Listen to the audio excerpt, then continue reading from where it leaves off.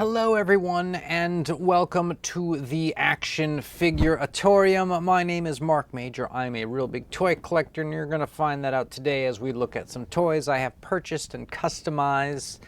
And this is going to be a lot of fun. We're doing another episode of Build-A-Team today. What is Build-A-Team? Well, some people like to do this thing where they create a character by customizing and kit bashing it. I like to do a thing where I customize and kit bash a group of action figures to make an entire team. Previous episodes, all of which you should check out, include some 3.75 World War II Soviet female snipers that I was able to make out of bodies and parts and accessories from Marauder gun runners. That's a really great episode. I love the way those figures came out. I even threw on some Star Wars capes for the look. Came out great. Then there was a group of space cops using a generic sort of space cop buck from Leonard Toys, swapping some heads, getting some extra accessories. Of course, they got their own very special vehicle as well. And I even did a team with a custom sort of 3.75 Mad Max using the same Leonard space cop body, but painting it black, getting him a cool dog, and taking one of those old beat-up Kenner land speeders from 1978, painting it black, dropping in a huge motor, and making last of the V8 Interceptor land speeders. These are all previous episodes you can check out. I have on the channel, and they're fantastic, and this episode is also going to be fantastic. We're going to be making a team today that we call the Aquanauts. Essentially what it is I picked up one of these snap kits from a company called Number 57 a couple months ago, and it was sort of an exoskeleton mech guy, but with a shark head. So it's a shark in kind of a mech body, and he's got all sorts of cool aquatic things on him. I did both a video on that where I built the kit, and you can check that out. And then I also did a video where I took 5 different types of metallic colors, a gold, a silver, 2 types of copper, and a bronze. Actually 6 colors because I used an iron as well, and I just painted all the different parts, right? I pulled the orange parts here, the blue parts here, the the gray parts over here, the white parts, and I painted them each their own color, and I put the kit back together, and it came out kind of cool. It came out very steampunk. So we're going to make a team by taking 2 more Number 57 kits, painting them up to have the similar kind of scheme as that that shark. He's actually called Deep Sea Ripper, by the way, in case you're curious what that is. We'll be taking a look at him, but with these other 2 kits, we're going to be building a team of kind of weird exoskeleton mech, semi-aquatic, aquatic creatures. It's going to be kind of cool. So you guys should definitely, come together for Jesus maybe this time, because we're going to be walking on water with the Aquanauts. Strap on the leather, hold on tight.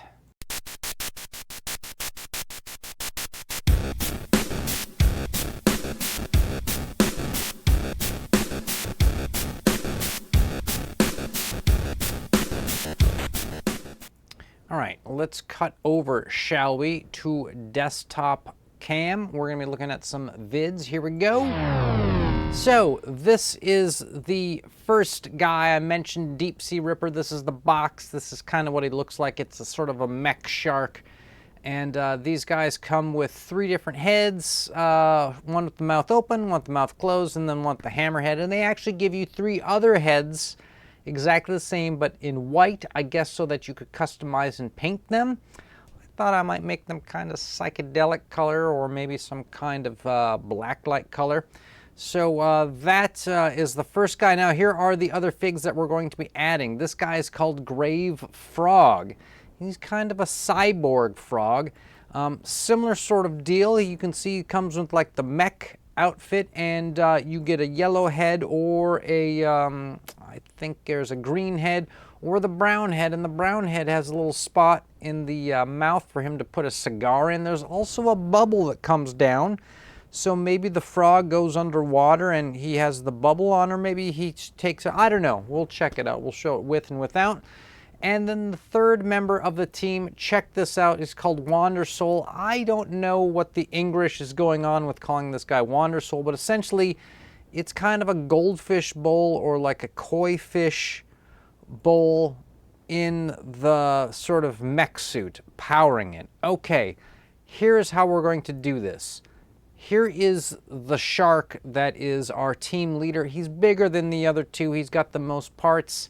He's got the most bling. You can see all the different colors I put on: the gold, the silver, the iron, the hammered bronze, the true metallic copper, and then there's sort of a darker copper. These are all coming together in one kit, and so we want to paint the other guys to look like this. Okay, so here are the pieces on the tree, on the sprue as it's known, for Grave Frog. You can see that I've done the bright copper, the darker copper, there is the silver, and of course we've got the iron. And the iron with the copper together really makes it look very kind of steampunk. Okay, here is the Wander Soul. That is the koi goldfish bowl thing, and same deal, same paints. Just take one of the colors, choose wisely, and you know, make sure that you apply it evenly. And when you're building these, I got to tell you folks this, that like you're gonna have to get out the sandpaper and the scraper and scrape some of the paint off to get the pieces to fit. I really struggled with one of these kits in doing so. Even after doing that, I struggled with it. Okay, so you're probably wondering how they turned out. I'm not going to bore you with the building it on the way or in the painting and all that stuff. We're just going to go to the assembled kits of the team. Here's the first reveal, Grave Frog. What do you guys think of this? Mainly used the iron with a little bit of the copper. You can see I used the silver on that kind of weird pack in the back. That pack, not really sure what that is, but when you take it out, it's got all these pieces so that you can fold it open. It's some kind of like a satellite communications device. It's got a little walkie-talkie on the side. I didn't use gold on any of these figures, and there's quite a bit of gold accents on the Deep Sea Ripper shark. Makes me think that I need to go back and maybe add a little bit of gold accents here and there on these figures to make them more in line. That piece on the back always falls out, that little plug tail thing. I don't know what that is. Maybe a little dab of Mod Podge glue might fix it. But there's the frog with the with his little astronaut bowl on. I guess that's what makes him an aquanaut, isn't it? That little piece. I kind of like it with it off, because when you got the little bowl on, you get some glare and it's kind of hard to see the frog inside, even though I think it's cool. Okay, so this model was pretty easy to build. Looks great. All the pieces move really great. They actually give you enough pieces in it to build a second suit for this guy. There's like alternate arms, legs, body parts. You can make a totally different type of figure with this if you want. There's that many pieces. I made this one because I thought that the legs like that with the little suction cups, I thought that looked the most frog-like. Okay, so let's move on to the next guy, Wander Soul. Let's see what he turned out as. Ready for this? Check this guy out. Now, he's got a couple additional sort of limbs you can swap out. This figure was a huge bummer to make. If you see these in this video and you think that you want to buy these snap kits, there's a couple places you can get them from. You can get them from Bomb Busby, which is where I ordered a couple of these, or you can get them from usagundamstore.com. That's where I got the Grave Frog. I actually got it off of eBay, a little cheaper than their store, I think, not by much, but those are some places you can get these guys. And this dude I do not recommend. He was a huge pain in the ass to make. This took me over 20 hours to assemble this guy. It took me 3 days in the hot July sun back here in Studio B, making this thing, and he just did not go together. It took so much sanding and scraping, and the pieces never fit. And there's also a little piece missing from the back that 2 little tubes are supposed to connect to. I could not find the piece. It's not in the box, it's not on the tree. It's not on the instructions. The only reason I know that it exists is because I looked at the back of the box where there's a picture of it from behind that told me that these little tubes go into the piece. Could not find it. It's not included. This gets several marks again. Also, let me tell you something about the arms and the little, there's like a ball joint where one has a pin and one has a hole and goes together. Okay, so really tight, sanded it, worked it out, was moving it around, peg snapped. Took the other side, said, okay, here's what I'm going to do. I'm going to build everything. I'll go back. I'll fix this pin. I know how to fix these pins if they break. Took the other side, sanded it, scraped out the hole, added a little bit of olive oil for lubrication even, because I didn't want the snap. Put it together, peg snapped. Peg snapped in both of them. All right, so what you do is you drill a hole through both parts of the ball, and you go out and you find something to act as a pin in there. Just so happens that a toothpick actually works, and if it's a little loose, you can put a little dab of white Elmer's glue in there. Always works. So this thing has been repaired. There's pieces missing. It took over 20 hours to build, and it doesn't stand up, and it doesn't move, and it looks like crap sometimes. It seems like it's an awesome figure to have from the concept on the box of like a goldfish bowl having its own mech thing. It's also got a huge amount of articulated parts on the fingers. There's 3 fingers and a thumb. Each finger has 3 segments that click together, and they are tough to click together. They fall apart all the time. They don't move very well. If they fall on the floor, you'll spend an hour looking for it. It's kind of a bummer inside of a drag, inside of a bad time. I do not recommend this toy. I cannot say that enough. Do not buy this. Also, you can see like the green under the copper, because the way I do the copper is it's an acrylic miniature paint that I have, and I just paint it on with a brush. Everywhere where like the copper's rubbed off and you can see the original green underneath, which by the way I don't mind. I think it makes it look kind of, you know, sort of like an old barnacled ship in a way.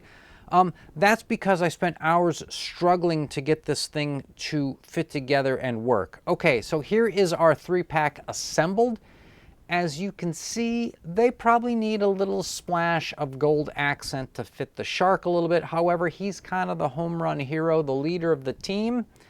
He's kind of the guy we're all talking about. The other guys are just sort of backing support. Oh, there's also this gun that came with the Grave Frog that's cool. You can fold it in half, flip the handle into it, and it actually fits onto the side where those, you know, he's got those like little sort of fan torpedo things going on. He likes to fall over too. They all particularly enjoy falling over, but he falls over quite a bit. The other guy, the koi fish dude, he does not even stand. He's down from the very get-go. So here's our A-team of Aquanauts, I'm calling them. If you have a better name for this team, a more creative name, a better descriptive name for it, put it in the comments. Best comment could win a Taxman working shirt, courtesy of me. So let's go to one last video taken with iPhone, because you get a little different kind of resolution with an iPhone. You get a little bit closer than you can than the DSLR. There is our deep sea ripper. There's Grave Frog. He looks splendid. I love him. I feel almost like I should buy a second Grave Frog and have a couple of those dudes and get rid of that guy. Also, he's got, it's weird, they gave him like these, they look like little leather ammo pouches from World War II that are strapped to the front of the crotch. How does, why, that's, anyways, that is the Build-A-Team for this episode of these number 57 model kits. I really enjoy putting these kits together. It's really therapeutic, but it was frustrating building that last one, and so it makes me think that if I go forward with more of these kits and I notice that they've got a cool crocodile on pre-order you can get, I'm gonna have to really kind of look at them in depth and decide if it's the kind of thing that looks like it's going to be well designed or if it looks like crap. Can't really tell till you get one out in the open, but I don't know.